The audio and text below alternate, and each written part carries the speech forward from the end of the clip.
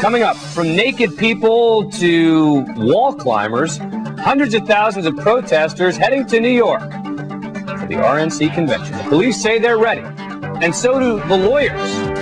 The lawyers? Whose side are they on? I'm betting they're not objective observers, but we'll have one of them on. And more phone calls. We had...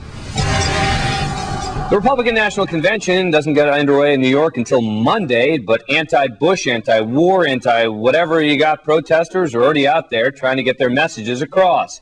And in some cases, getting arrested in the process, like the 4 protesters who hung this banner on the front of the Plaza Hotel. And there were the protesters from the ACT UP group who acted up by peeling down outside Madison Square Garden, where the convention will take place.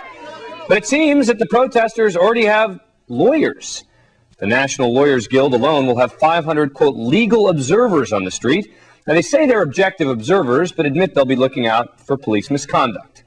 My take? I'd be thrilled if there were people, lawyers, I thought we could count on to be neutral observers so we wouldn't have to just take the protesters' word of the police, because there will be skirmishes and there will be disputes.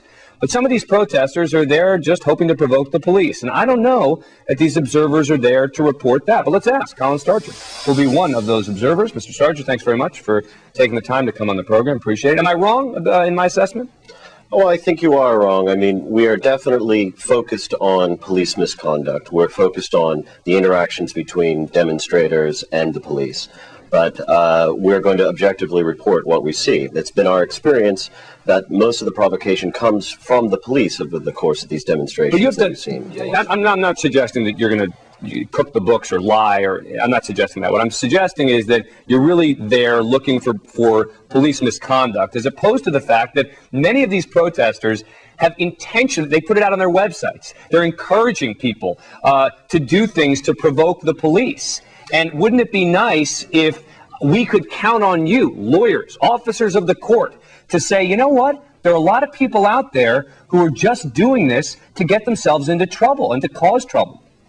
Well, you're also seeing a lot of reports out there about the police infiltrating activist organizations, and there's a lot of hype about what the protesters want to do. The problem is that the overwhelming majority of protesters have always been peaceful, and there's a very selective eye that's being used to try and distort the entire picture, and really to create a climate where police misconduct would be acceptable. We've seen preemptive strikes that have happened, whether it's on activist spaces, and when the charges eventually get prosecuted, they almost inevitably fall through because, frankly, they're without merit. I think that there's a lot of sympathy, though, Mr. Starger, for the police right now, particularly when you talk about the fact that there's real concerns about terrorism, that people are a lot more concerned about possible terror attacks, and that is where the police should be, instead of having to babysit a lot of protesters. I mean, no one's going to suggest that they shouldn't be there at all, but the numbers that they have to assign to what I will call babysitting some of the protesters is astounding. Well, I spoke to the lawyer who was involved in representing the folks from ACT UP that stripped down, as you mentioned at the top of the program, and he said the police let them stand there for about 20 minutes. They were really enjoying the whole scene, and in fact, they were very calm. So I agree with you that most of the police are extremely professional, and in fact, they enjoy it. They enjoy people expressing their rights as much as anybody else.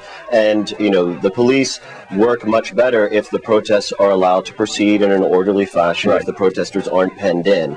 So really what we're hoping our president, one thing I should point out, the vast majority of legal observers, well, not the vast majority, but the single largest group of legal observers will be law students who are not yet officers of the court. I'm nervous, Mr. Starger. I hope you tell your people to also look out for the troublemakers there, and I hope to see that you report on both sides. I'll follow up and check out what you guys do. But thanks very much for taking the time to come on the program. Appreciate it. Thank you. Coming up, Scott Peters.